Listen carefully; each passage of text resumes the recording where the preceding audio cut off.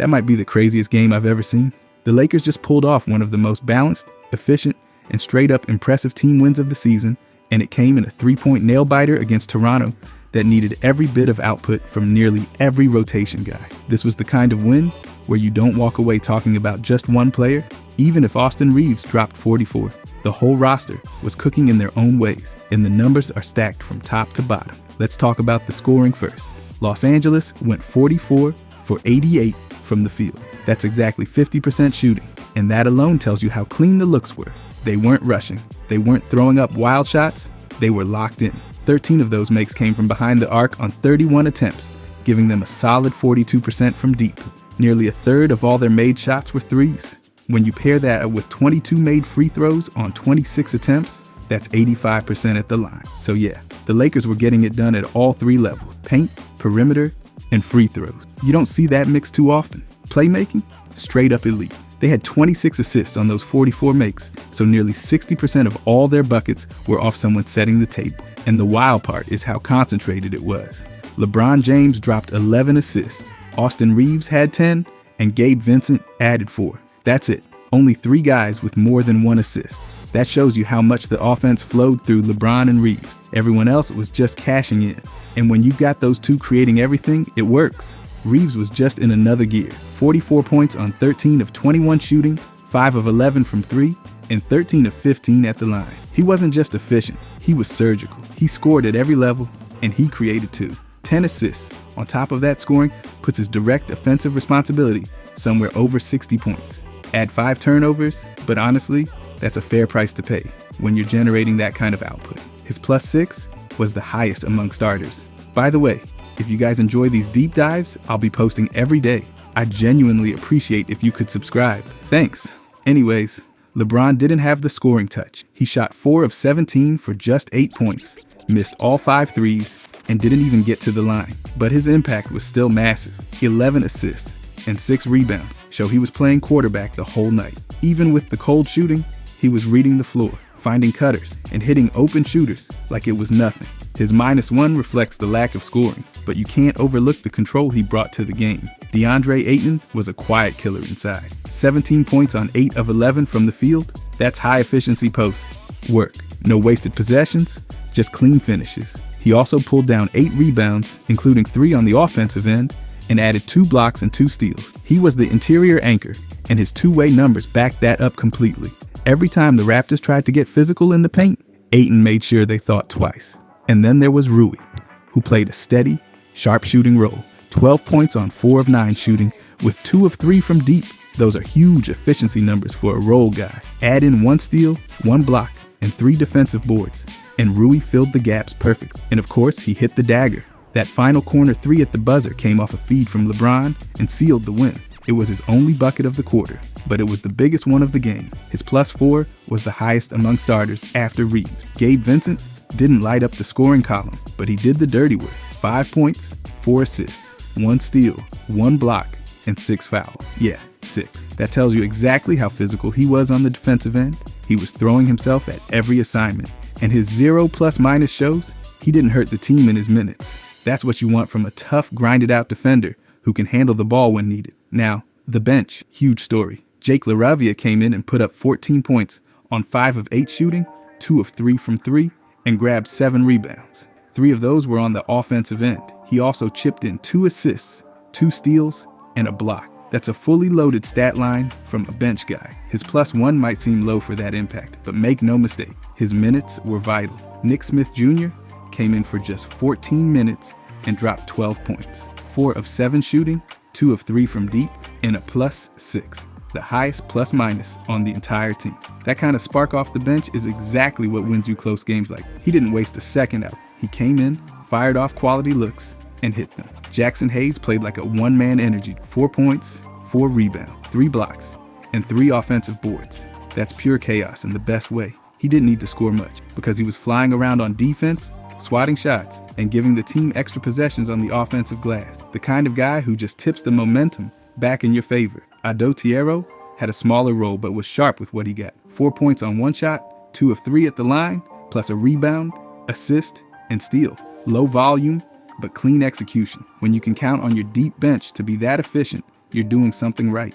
Even Dalton Connect got in for 3 minutes, hit a three, and dipped. That's the definition of staying ready. No mistakes, just a quick contribution. As a team, the Lakers only turned the ball over 11 times. And considering Reeves and Vincent had 6 of those between them, the rest of the squad was basically mistake-free. When you combine that with 26 assists, it's clear the team was locked in on sharing the ball without giving it away. Rebounding was another bright spot. They grabbed 38 boards, and 14 of those were on the offensive end. That's a huge number. The offensive glass is where second chance points are born, and those extra possessions matter even more in a tight game.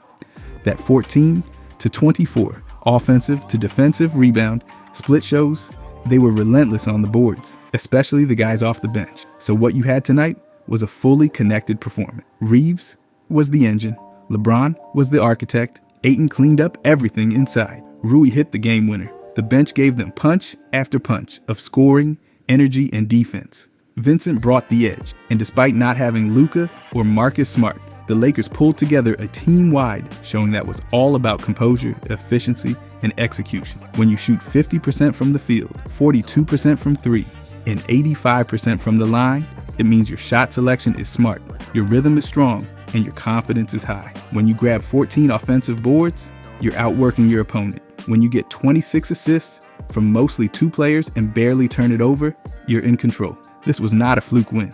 It was a game where everyone played their part and the system clicked. No one had to do anything they couldn't handle because Reeves and LeBron handled the creation. Everyone else filled the gaps and knocked down shots. Ayton protected the paint. The bench extended the lead and made key stops. And when it came down to one final possession, LeBron trusted the open man and Rui delivered. That's the kind of game that builds real momentum. That's not just surviving without Luka or trying to bounce back from a bad loss. It's imposing your game on someone else's floor and getting it done with balance, discipline, and some serious firepower from all over the roster. But talking about this game, we got to talk about how good Reeves has been this season. Austin Reeves is putting up 28.1 points per game, and that's not just a solid number. It's more than 78% of players in the league. That alone should grab some attention, but it gets better. His effective field goal percentage is sitting at 60.3%, which basically means he's not just chucking up shots, he's hitting them at an elite rate. He's scoring 1.2 points for every field goal attempt, and that puts him ahead of more than 88% of the league. That is just crazy efficient. Now, when it comes to true shooting percentage, which factors in free throws and three-pointers, he's sitting at 67.6%. That's not some small bump. It's elite scoring efficiency, putting him ahead of 88% of players. He's scoring 1.4 points for every scoring attempt. That's a massive return on every shot or trip to the line. He's also taking 16.7 shots per game and making 5.9 two-pointers and 2.8 three-pointers. That's real balance in his shot profile. Then you throw in 9.1 free throw attempts, which shows he's drawing contact and staying aggressive. The guy's been getting to the line and cashing in. On the efficiency side, his offensive rating is at 121.0. That means when he's on the floor, the team is putting up points at an elite level. The defensive rating is 114.1, which isn't lockdown, but when you combine them, his net rating is plus 6.9. So his presence is creating positive momentum. In fact, his on-off difference is plus 6.0, meaning when he's on the court, the team performs 6 points better than when he's not. That's better than 94% of players. You can't fake that. Looking at plus minus, 58.8% of his games have had a positive plus minus. So more often than not, when he's out there, the team is winning the minutes he plays. That shows up consistently. It's not some one-off stat. And his mixed teamwork ranking, which compares how much better the team is when he's on versus other players in the league, puts him ahead of 88%. So he's not just doing well, he's helping the team flat out succeed. His assist numbers are impressive too. He's dishing out 6.6 assists per game, which puts him above 89% of players. His assist rate is 27.45%. That means over a quarter of the team's made shots while he's on the court come from his passes. That's strong creation. And even with all that playmaking, his turnover percentage is only 13.69%, which is low considering how often he's got the ball. His turnover average is 3.3 per game, which might seem a bit high, but with 20.8 scoring attempts, including passes and shots, it's a good trade-off. And let's not forget his ball handling score, 94%.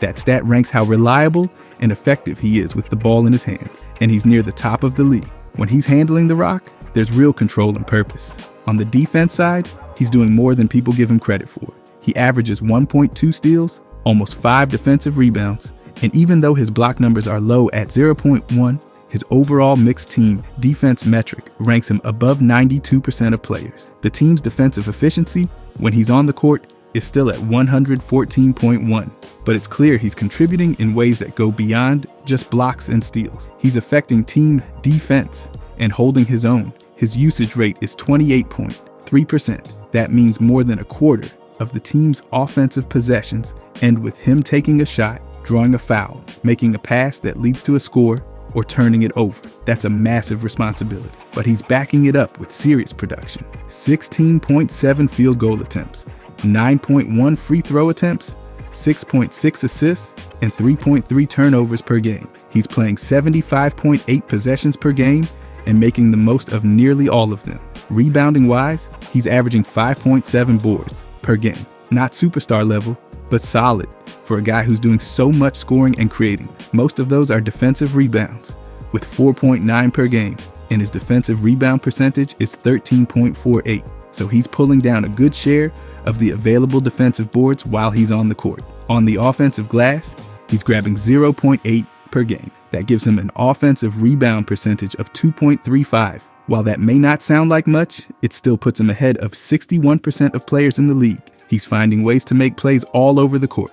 The crazy part? He dropped 44 points with 11 rebounds and 5 assists while shooting 13 for 21 from the field. That kind of performance isn't just loud, it's efficient. There's no wasted movement, no empty possessions, just buckets, boards, and playmaking, all at a high level. Austin Reaves is clearly in a groove. He's not just scoring a lot, he's doing it smarter than almost everyone else. The numbers back it all up. Scoring efficiency, assist creation, rebounding effort, ball handling, on-off impact. He's checking all the boxes. Not everyone doing big scoring nights is also lifting up their entire team's performance. But Reaves is doing exactly that, and the stats are making it loud and clear. But I want to talk about this. Even though Luka didn't play tonight, LeBron James, Austin Reaves, and Luka might just be forming one of the most underrated passing trios in the entire league right now. Even though Luka didn't play tonight, when he's out there with LeBron and Reaves, the passing gets completely out of hand, in the best way.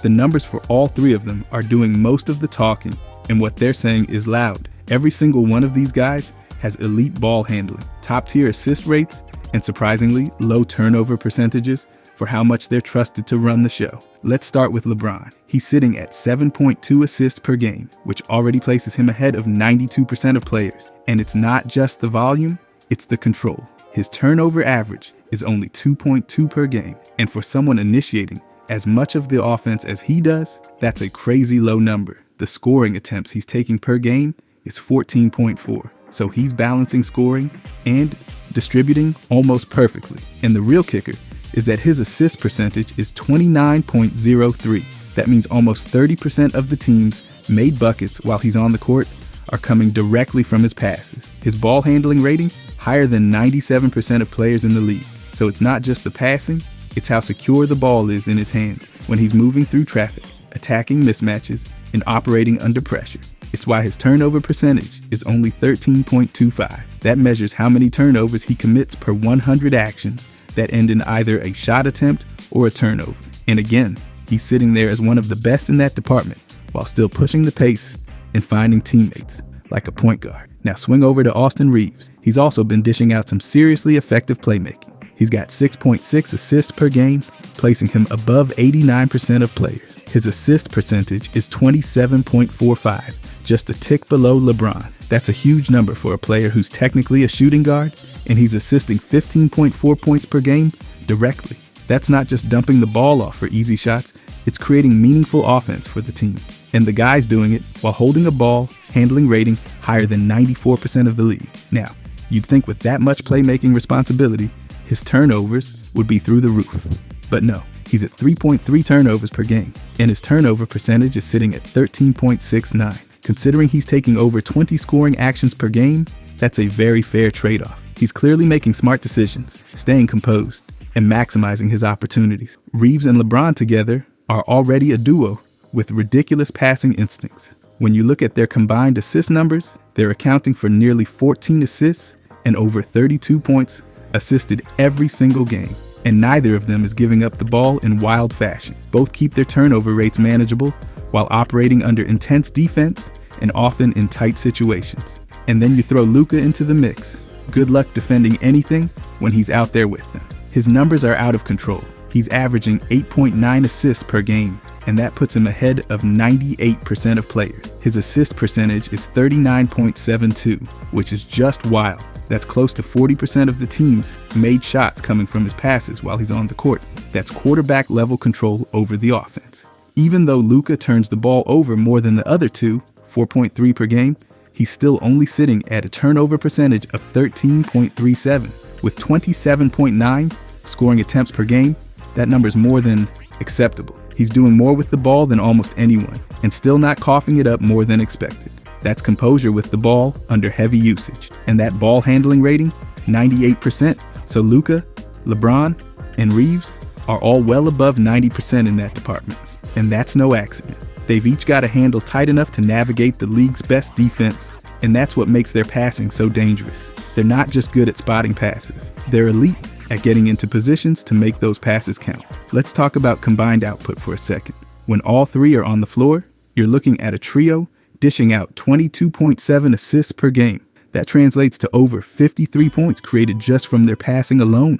That's an entire team's worth of offense being orchestrated by three guys, and all three are doing it with turnovers well in check. Altogether, they're averaging under 10 turnovers per game while initiating a ridiculous amount of plays. LeBron and Luka both have assist percentages near or over 30%, and Reeves is not far behind. That's a huge sign of how central they are to ball movement and overall flow. And they're not just passing for the sake of passing, it's quality stuff. The numbers show that they're delivering real value with their playmaking.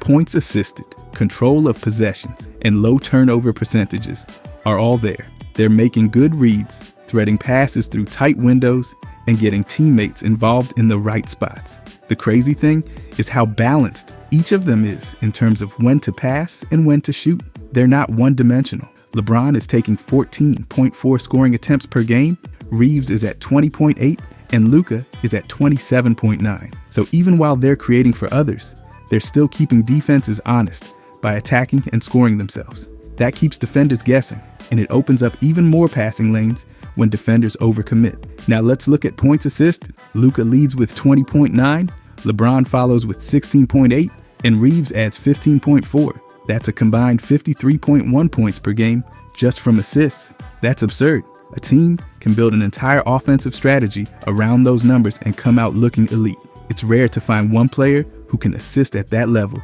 and keep turnovers low. Here, there are three doing it at once. There's also something worth noting about the consistency. Each of these guys has a high number of scoring attempts, whether it's shots, drives, or assists, and yet none of them cross the 14% mark in turnover percentage. That's a huge sign of how consistently they're performing. They're not just having good games here and there. They're putting up elite distribution numbers night after night while staying composed under pressure. The balance they bring also affects how defenses are forced to rotate. With all three of them able to pass out of drives, make skip passes, find cutters, and hit shooters in rhythm, opponents have to constantly move and adjust. That constant adjustment creates open shots and forces breakdown. And the best part, each of the three is unselfish. They'll make the extra pass. That's what makes their connection so dangerous. Even though Luka didn't play tonight, the impact is always there when he does. And when all three are sharing the floor, the defense almost has to pick its poison. If you try to trap Luka, LeBron slides into the creator role. Try to take away LeBron's passing lanes, and suddenly, Reeves is running the show. The ball never sticks. It moves fast, clean, and with purpose. And the trust factor between them is real. You don't get this kind of passing synergy without real chemistry. The numbers reflect that. The defense doesn't get a break with any of them. They can pass off a live dribble, deliver passes on the move, and find shooters, even with bodies in the way. These aren't just setup passes from the top of the key. These are dynamic, in-game reads that result in high percentage shots. The ball movement becomes contagious. You can see how the rest of the team starts moving more when one of them has the ball. There's anticipation. Teammates know they're going to get hit in stride or spotted up in the right zone. That predictability in timing and placement is huge in a game that moves as fast as this one. This passing core is a big reason why the offense feels so fluid. It's not one guy trying to force his way into 25 shots. It's 3 elite decision makers taking what the defense gives them and then punishing whatever mistake gets made over and over again. When all 3 are in the lineup, the offensive ceiling is sky high. They're drawing defenders, opening up kickouts, finding backdoor cuts, and feeding the transition game. And they're doing it without sacrificing ball control. The numbers all point in the same direction. This trio can move the ball better than nearly anyone else in the league. Their combined intelligence, vision, and execution give the team one of the most dangerous passing arsenals in the league. The passing is sharp, the ball handling is elite, the turnovers are low, and the points created straight up ridiculous. Every possession with them on the court has the potential to turn into something efficient, smart, and flat out hard to guard. But lastly, I want to talk about this. DeAndre Ayton has been stepping up in ways that are way more than just surface level this season. Let's start right at the top. He's averaging 15.8 points per game, which already puts him ahead of 81% of players in the league. He's doing this without being the first or even second option a lot of nights, which makes it even more impressive. And he's not just scoring, he's scoring efficiently, which is something teams are starving for. His effective field goal percentage is sitting at 71.2%. That number puts him ahead of 92% of the league. So basically, every shot he takes is turning into something useful. He's averaging 1.4 points per field goal attempt, which means he's not wasting touches. His field goal attempts per game sit at 10.2, and he's making 7.32 pointers out of that. He's not taking threes, but he doesn't need to. He's dominating from the spots where he's strongest. When you layer on true shooting percentage, which also factors in free throws, Ayton climbs even higher. He's at 71.4% for true shooting, which, again, ranks him above 92% of players. He's scoring 1.4 points per every scoring attempt he takes. That's elite. It's not just that he's making shots, it's that every time he's involved in the offense, it's likely ending in points. He's getting to the line 1.8 times per game, and even though that's not a huge number, it adds just enough variety to his scoring profile to make defenses stay honest. He's doing all this with a usage rate of 19.2%, meaning just under 1 in every 5 offensive possessions ends with him taking a shot, drawing a foul, making a pass that leads to a score, or turning it over. That's a respectable load, and he's staying efficient within it. He's not forcing things. He's picking his spots and making sure those touches actually lead to production. His possessions played per game sit at 60.8, so he's impacting a lot of minutes without slowing down the flow of the offense. Ayton's offensive rating is at 120.5. That's a massive number. When he's on the floor, the team is scoring at a high level. The defensive rating is 117.1, which is on the higher side, but his net rating still comes out to plus 3.3. So the team is better off with him out there. He's contributing to winning basketball, and the data backs it up. He's had a positive plus minus in 50% of his games. That's not a throwaway stat. That shows when he's on the floor, the team is breaking even or outscoring their opponent half the time. His on-off number is plus 0.8, which ranks better than 75% of players. The team is performing nearly a full point better per 100 possessions when he's on the court compared to when he's off. That kind of shift matters over the course of a season. Now let's get into the defense. His mixed team defense rating puts him ahead of 75% of players. That metric looks at both individual and team defensive contributions, and Ayton is holding his own. He's averaging 0.7 steals and 1.1 blocks per game. The steal number isn't eye-popping, but the block number shows that he's still protecting the rim and not just floating around. His defensive rating is at 117.1, which matches his overall rating, so he's at least balancing his offensive impact with decent defensive results. But where he's really helping the defense is on the glass. Ayton is pulling down 8.6 rebounds per game, which puts him above 90% of the league. He's snagging 5.9 defensive rebounds per game, which makes up the majority of that total. His defensive rebound percentage is 20.31, so he's grabbing over 20% of the available defensive rebounds when he's on the court. That's a big chunk of possessions being closed out by him, preventing second chance opportunities. Offensively, he's not slacking on the boards either. He's averaging 2.7 offensive rebounds per game, and that places him above 88% of the league. His offensive rebound percentage is 10.63, which means more than 1 in every 10 available offensive rebounds ends up in his hands. That's huge for extending possessions and creating second chance points. He's not just floating through games, he's battling on both ends of the court. Let's circle back to efficiency for a second, because that 71.4 true shooting percentage is no joke. When you're scoring nearly 16 points per game on 10 shots, that's an elite level of shot selection and execution. He's not taking bad shots. He's not padding stats. He's staying within the flow of the offense and finishing plays. He's making sure that every touch counts.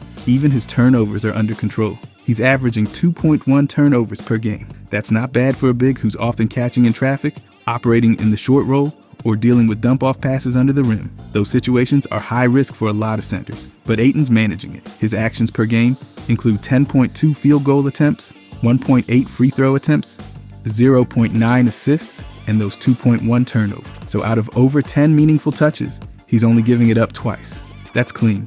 You'd expect more turnovers from a guy involved in that many possessions, but Ayton's clearly tightened things up. The ball isn't slipping out of his hands, and he's making quicker decisions, whether it's going straight up for a finish, kicking it back out, or resetting the offense.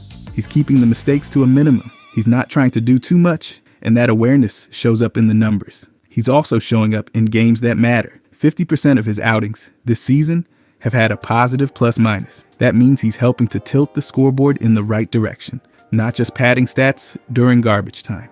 And even when he's not scoring in bunches, he's affecting the game through rebounding, defense, and smart positioning. That rebounding edge is a serious weapon. Between the 5.9 defensive rebounds and 2.7 offensive boards, he's constantly flipping possession. Those extra possessions matter a ton. Grabbing boards, extending plays, and getting stops aren't glamorous stats, but they win games. And Ayton's doing all three with consistency. Now, if you look at his overall shot profile, it's clear where he's making his money. 0 threes, just straight interior dominance. He's getting buckets in the paint, taking high percentage shots, and converting them at a ridiculous rate. This isn't a guy stretching out and bricking long twos or throwing up off-balance looks. He's playing smart basketball, high efficiency, low drama. There's also something to be said about his offensive rating being that high, 120.5, while taking just 10 shots a game. He's not monopolizing the offense. He's picking his moments, finishing strong, and not bogging down the pace. That means he's an easy fit next to just about any star or guard-heavy lineup. He doesn't need the ball to be effective, and that flexibility is a luxury for coaches building rotations. And he's not invisible in playmaking either. His assist numbers are low, but he's still logging almost 1 per game. That may not sound like a lot, but when you factor in how often bigs get the ball just to reset or roll, that assist total adds a little extra value.